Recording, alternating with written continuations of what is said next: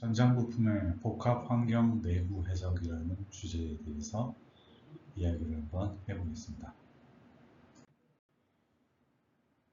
오늘 논의드릴 내용은 크게 4가지가 되겠습니다. 복합 환경은 말 그대로 여러 개의 환경 조건을 고려한다 라고 생각하시면 되며, 실제 내부 시험은 주로 온도와 진동을 동시에 진행하는 것을 말합니다.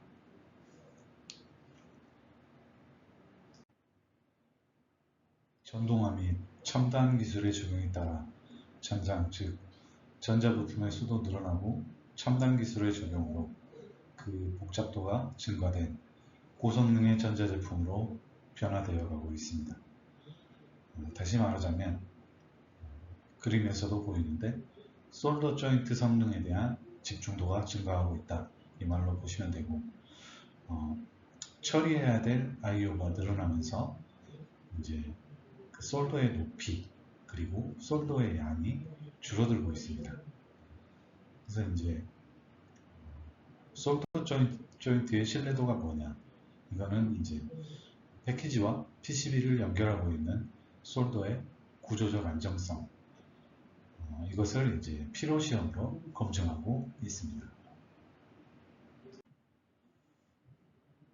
본 장표에서는 밀스펙이라고 하는 밀스탠다드 810H에서 가져온 지구의 기후 분포를 보여주고 있습니다. 이 기후 분포 계절 변화에 따라서 전장 부품이 온도 하중을 받게 되는 것입니다.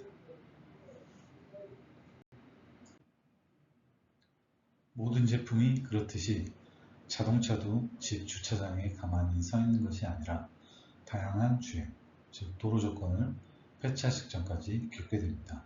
저는 이제 고급진 표현으로 수명 주기 동안 진동을 받는다, 이렇게 보시면 됩니다. 그러니까 최대한 주행하지 않고 세워두는 것이 진동 환경으로부터 피하는 것이다. 그런데 그렇게 할 수가 없겠죠. 본 장표를 보시게 되면 이렇게 이제 좋은 포장된 길만 달리는 것이 아니라 폐차 직전까지 이런 다양한 조건의 진동 환경에 노출되게 됩니다. 여기에서 이제 복합 환경이 무엇인지 이제 나타내고 있는데요. 복합 환경은 앞서서도 말씀드렸다시피 여러 가지의 환경을 조합한 것입니다. 본 장표에서는 이제 온도하고 진동을 조합한 것을 복합 환경으로 하였고, 예를 들어서 한 글로벌 자동차 회사 같은 경우는 10년에 10만 마일을 버텨야 된다 라고 이런 신뢰도 기준을 제시하고 있습니다. 전장 부품도 이 신뢰도 기준을 만족해야 됩니다. 실제 시험 결과를 비교한 데이터를 보면 복합 환경 시험의 경우 수명이 20배 이상 감소하는 것으로 확인되었고, 해석으로 이를 사전에 검토하는 것 역시 중요한 문제가 되고 있습니다. 대표적인 글로벌 자동차 OEM에서 사용하고 있는 표준들에 대해서 간략하게 한번 알아보는 시간을 갖도록 하겠습니다. 글로벌 자동차 OEM들은 티어 관리를 위해서 신뢰도 충족을 위해 시험 절차 및 기준을 제시하고 있습니다. 그 기준은 이제 아래의 스펙과 같습니다. HKMC, 현대자동차 같은 경우는 ES 스펙이라는 것을 제시를 하고 있습니다. 이 ES 스펙 같은 경우는 장표에서도 나와 있지만 부품별 설계 표준 및 시험 절차로 구성하여 관리를 하고 있습니다. 포드 같은 경우는 FMC 1278, GM 같은 경우는 GMW 3172가 되겠습니다.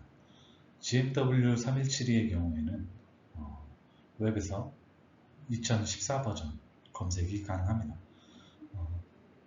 최신 버전의 경우 구매를 통해 확인이 가능하나 이 또한 GM의 벤더에게만 구매할 수 있는 권한을 주고 있는 보안 문서입니다. 이 아래를 보시게 되면 GMW 3172에서 적용하고 있는 복합 환경 내부 시험의 플로우가 되겠습니다. 진동과 온도 프로파일, 그리고 각각 전장 부품이 달리는 위치에 따른 진동 적용 시간이 명시되어 있습니다. 본 장표에서는 데미지 슈퍼포지션 모델링에 대해서 소개를 드리도록 하겠으며, 진동은 코피맨슨, 온도는 타보, 손상 누적은 마이너스 룰을 활용을 할 예정입니다. 모두 다 피로수명 분야에 큰 공헌을 한 엔지니어들입니다. 본 방법은 복합 내구 시험을 해석으로 모사를 해보기 위해서 적용된 룰이 되겠습니다.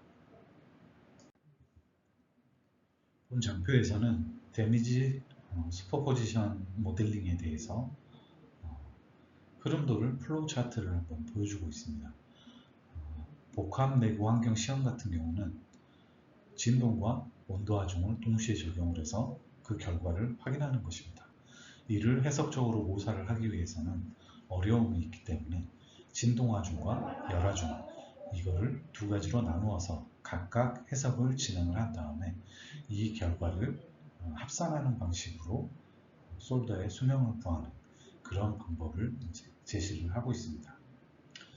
여기에서 제시하고 있는 정분 손상 누적 방식으로 해석한 결과하고 시험을 비교한 결과, 매우 근사한 유의미한 결과를 도출한 것을 확인했습니다.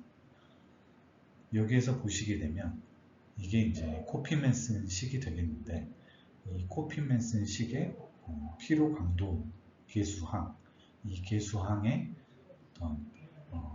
열하중을 줬을 때 응력, 평균 응력을 적용함으로써 EN 선도의 위치를 바꿔주는 그런 기능을 하게 됩니다.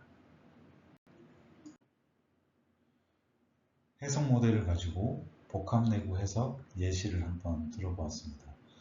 여기에서 사용된 해석 모델은 웹에서 위캐드로 구할 수 있는 오픈소스입니다. 해석 모델에 대해서 간단하게 말씀드리도록 하겠습니다. 해석 모델은 앞서서 말씀드린 넷두이노로 메인 패키지가 리드 타입으로 되어 있는데, 이 리드 타입을 볼 타입 패키지로 바꾸어서 해석을 진행을 하였습니다. 오른쪽에 보시게 되면 이제 테슬라에 적용되는 자율주행용 컴퓨팅 전장이 되겠습니다. 실제로 이 모델에 대한 파일을 구할 수 있었으면 이걸로 이제 예시를 들 수 있었을 텐데, 해당 파일을 구할 수가 없어서 일단 이제 넷두인으로 진행을 했습니다. 여기 보시게 되면 넷두인 같은 경우는 왼쪽에 넷두인은 마운팅 포인트가 세 군데가 되겠습니다. 해석 프레임워크는 다음과 같습니다.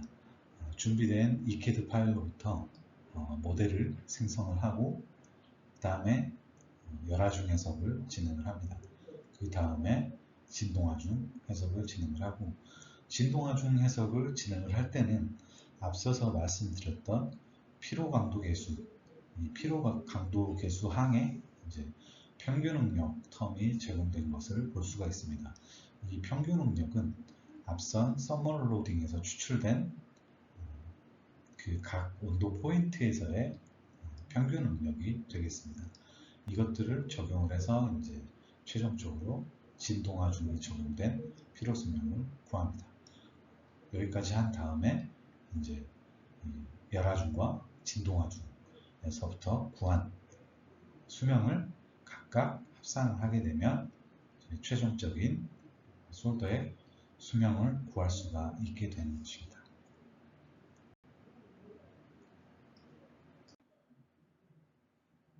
모델링은 PCB 모듈과 아바쿠스 CA를 활용을 하여 진행을 하였습니다.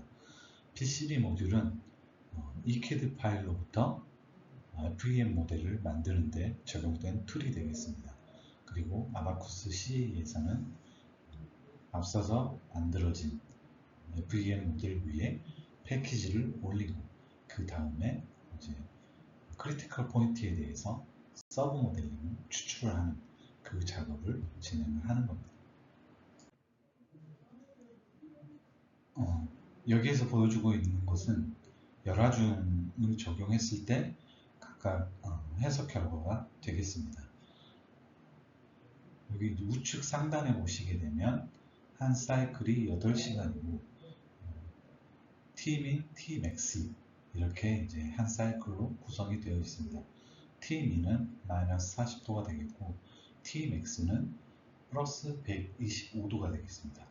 그리고 그 아래를 보시게 되면 각 온도별로 이제 변이 분포를 보실 수가 있습니다.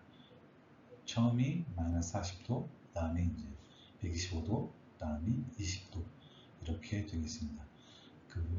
먼저 이제 이런 변이 해석을 온도별로 진행을 하고 그 다음에 크립 해석을 진행을 합니다. 크립 해석을 진행을 한 결과가 각각 아래에 나와 있습니다.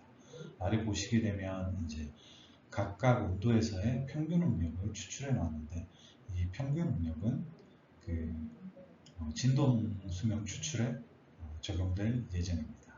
그리고 이제 그 아래 이제 평균 응력 각각 아래 보시게 되면 크립으로 인해서 솟아내는 에너지를 이제 각각 보실 수가 있습니다. 그리고 크랙이 발생할 것으로 예상되는 그 위치에서 이제 평균적으로 이제 솟아내는 델타 W, 이 델타 W를 구한 다음에 답오식을 활용을 해서 이제 이 솔더가 몇 사이클 만에 파손이 날 것인지 그거를 특정할 수가 있습니다. 이렇게 이제 몇 사이클에 깨지는지 그 사이클이 이제 특정이 된다면 여기에서는 205 사이클이 나왔는데요. 이 205 사이클의 역수를 취하면 데미지를 구할 수가 있습니다. 그래서 이제 이 데미지를 초당 데미지로 구하게 되면 오른쪽 하단과 같이 1.696 E-7승 per sec로 이렇게 구해지는 것을 볼 수가 있습니다. 본 장표에서는 진동하중을 적용을 했을 때 결과를 나타내고 있습니다. 진동하중은 GMW327에서 가져온 PSD 프로파일을 적용을 하였습니다. 진동하중 해석은 각 온도 포인트별로 3포인트를 진행을 하였으며 마이너스 40도, 125도, 20도 이렇게 진행하였습니다. 결과는 이렇게 나왔다는 걸 보시면 되겠고 첫 번째 이제 마이너스 40도의 경우를 설명을 드리면 이 마이너스 40도 이 변형 결과에 이런 PSD 프로파일을 적용을 하게 되면 응답 주파수가 399.4Hz가 나오게 됩니다. 이거는 이제 해석 결과가 되겠죠. 이 399.4Hz의 의미는 이때의 변형률이 1초에 399번 작용한다. 이런 의미로 보시면 됩니다. 그러니까 이제 총 이 PSD 프로파일이 44시간이 적용되게 되는데 이때 이제 변형률 작용 횟수를 구하게 되면 이렇게 6,300만 회가 되겠습니다. 그리고 이제 이때 구해진 변형률을 가지고 그 다음에 앞서서 구한 평균 응력, 온도별 평균 응력, 마이너스 40도에서의 평균 응력을 적용을 하고 그리고 나서 이제 NF, 그러니까 피로 수명을 구하게 되면 다음과 같이 1.25 2의 구승 사이클로 나오게 됩니다. 이 사이클의 역수를 취하게 되면 초당 데미지를 구할 수 있게 됩니다. 이렇게 이제 각각 온도별로 초당 데미지를 다 구할 수 있게 되는 겁니다. 이거를 다 합산을 해주게 되면 진동하중 작용 시 초당 데미지를 이제 구할 수가 있게 되는 겁니다. 데미지 슈퍼포지션, 데미지 이제 중첩이라고도 이야기를 하는데 단순하게 데미지 값들을 더해준다 이렇게 이제 받아들이셔도 무방할 것 같습니다. 이렇게 이제 앞서서 구했던 진동하중이 작용을 할 때의 데미지, 그리고 열하중이 작용할 때의 데미지, 이렇게 추출된 데미지를 합산을 하게 되면 그 열하중과 진동하중이 작용할 때 토탈 데미지가 되겠습니다. 그래서 이제 이걸로부터 예측 수명을 아래와 같이 구할 수 있게 되는 겁니다. 아시다시피 데미지를 다시 역수를 취하게 되면 예측 수명이 되게 되겠죠. 보시게 되면 지금 초당 데미지니까 여기에 이 초당 데미지니까 이거를 다시 시간으로 환산을 해주게 되면 339시간 이렇게 나오게 됩니다. 이 339시간의 의미는 이 PSD 프로바일, 이 왼쪽과 같이 진동하중과 열하중이 동시에 작용을 하게 될 때, 이 프로파일이 동시에 작용을 하게 될 때, 이 전자제품의 솔더, 특정 부위의 솔더는 339시간 후에 깨지게 된다. 이렇게 이제 받아들이시면 되겠습니다. 고객 해석 사례 같은 경우에는 보안사항으로 여기에서는 논의드리지 않도록 하겠습니다. 지금까지 아바쿠스를 활용한 전장 부품의 복합환경 내부 해석에 대해서 말씀을 드렸습니다. 이런 방법이 있다 정도로만 이제 받아들이시고 좀 더 이제 어떤 해석 플로우를 다듬으셔서 현업에 조금이라도 도움이 되셨으면 합니다. 감사합니다. 발표 내용이나 기타 문의사항 있으실 경우에 다음에 연락처로 연락을 주시면 되겠습니다. 감사합니다.